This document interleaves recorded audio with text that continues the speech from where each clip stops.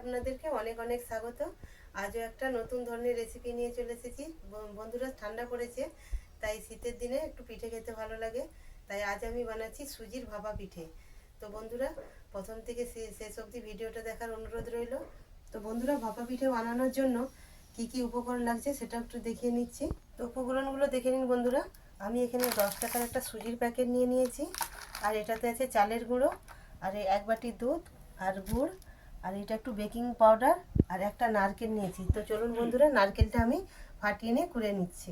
এটা খুবই সোজা আর বেশি সময়ও লাগে না। তো বাড়িতে ঝটপট করে এই পিঠেটা বানিয়ে নিতে পারেন। তো শীতকালে তো বেশ ভালোই লাগে পিঠে খেতে। তো দেখুন বন্ধুরা, নারকেলটা আমি ফাটিয়ে নিচ্ছি।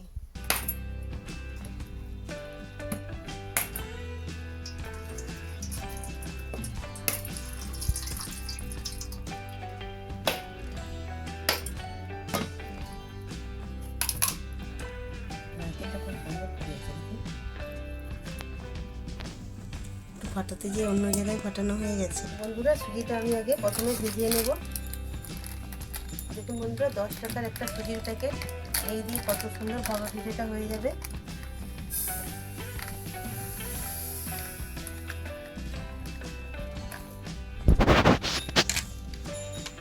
আমি এই যেখানে দুধটা রেখেছিলাম, এই দুধ দিয়ে সুজিটা ভিজিয়ে নেব। প্রথমে বন্ধুরা, সুজিটাকে আমি এই দুধ দিয়ে ভিজিয়ে নেব।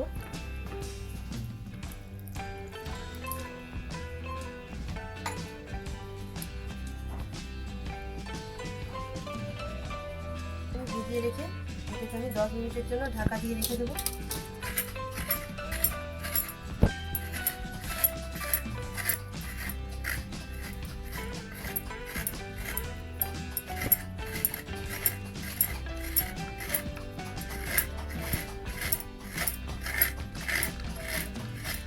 তো বন্ধুরা, আমার সমস্ত নারকেলটা কুড়ানো হয়ে গেছে।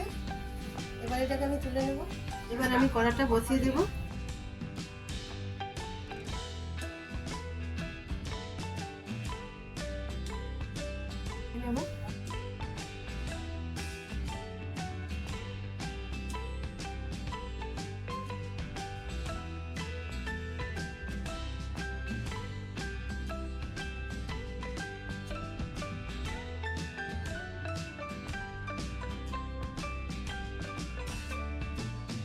এর মধ্যে আপনারা চিনি দিয়েও করতে পারেন।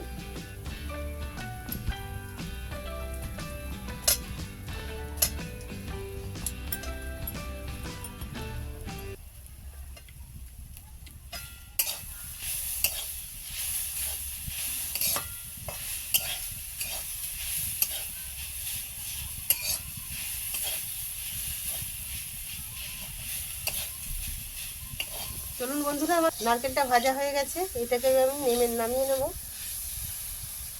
নারকেলটা দেখুন কত সুন্দর লাল লাল হয়ে ভাজা হয়ে গেছে। এবার এটাকে আমি নামিয়ে নেব। নারকেলটা আমার ভাজা হয়ে গেছে। এবার এটাকে আমি একটা পাত্রে ঢেলে নেব।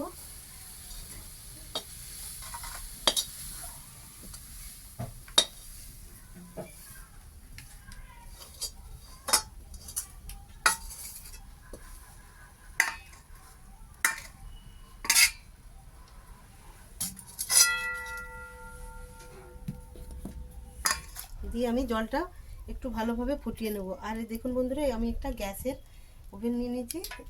এইটা দিয়ে আমি এটা জলে বসিয়ে দেব। এখানে আমি সুজিটা যে ভিজিয়ে রেখেছিলাম, সেটা আমি এবারে দেখি কেমন সুন্দর এটা ভিজেছে। দেখুন বন্ধুরা, এটা অনেকটাই ভিজে ফুলে উঠেছে। তো এর মধ্যে আমি দিয়ে দেব এই যে বাটিতে রেখেছিলাম এই চালের গুঁড়িটা আমি এর মধ্যে দিয়ে দেব।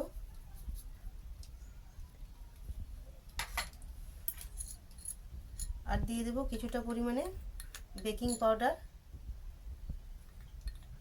এই ছোট চামচের মাপে আমি 2 চামচ বেকিং পাউডার নিয়ে নিয়েছি। আর দিয়ে দিলাম স্বাদ মতো নুন। আমি ছোট চামচে 2 চামচ নুন দিয়ে দিলাম। ভালোভাবে এটাকে ফেটিয়ে নেব।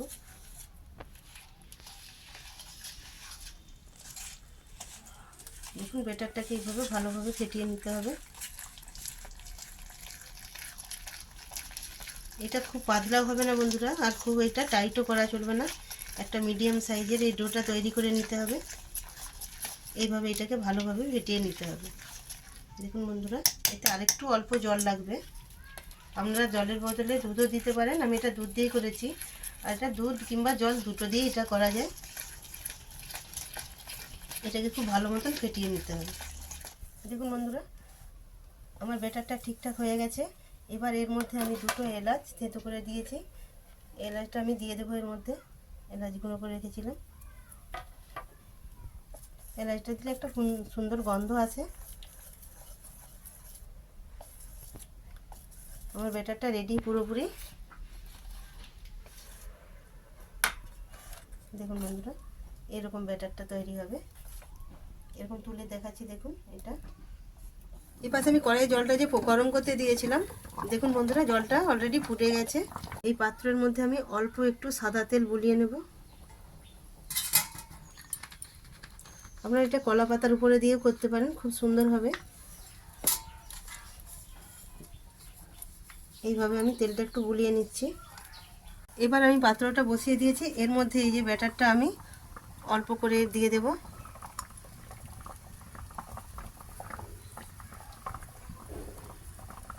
আমি পুরোটা দিলাম না, আমি হাফ দিলাম।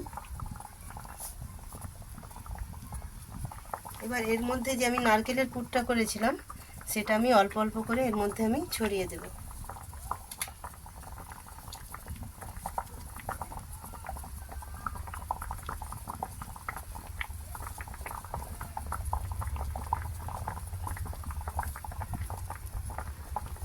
এটা ভালোভাবে এর মধ্যে এটা মিশিয়ে দিতে হবে।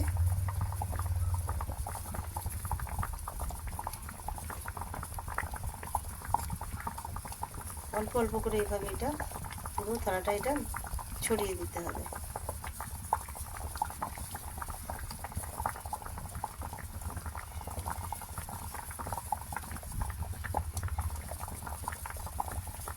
শীতের দিনে বন্ধুরা অনেক রকমের পিঠে করা যায়, তো আমি অন্যান্য ভিডিওতে আমি রেসিপিগুলো দেখাবো।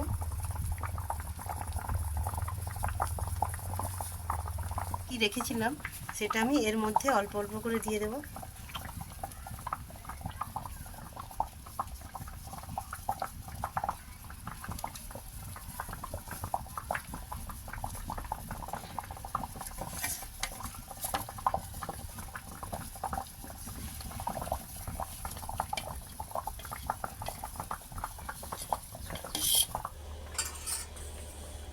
এবার আমি এটাকে ঢাকা দিয়ে দেব। এবার ঢাকনাটা খুলে দেখি, দেখুন কত সুন্দর একদম ফুলে উঠেছে, পুরো কেকের মতন।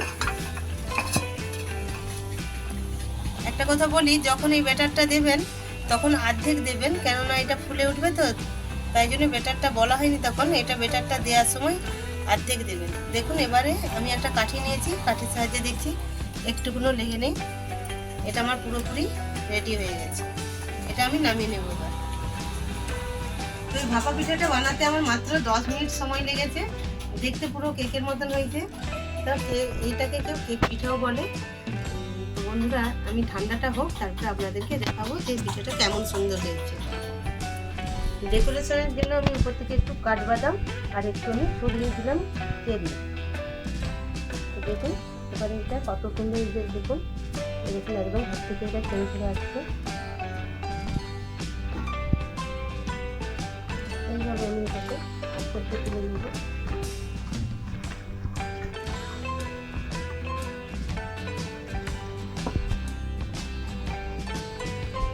দেখুন বন্ধুরা কত সুন্দর উঠে গেল।